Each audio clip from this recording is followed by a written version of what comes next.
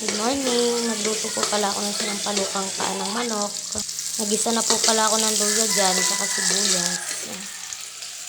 Nalagay ko na rin po yung bawang. Nilagay ko na rin po yung paa ng manok na pinakuluan ko. Haluin ko lang po.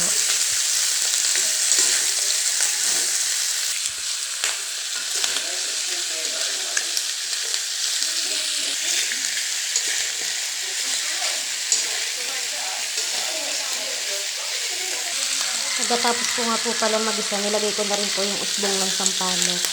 Yan po, hinalo ko lang po para po magisa.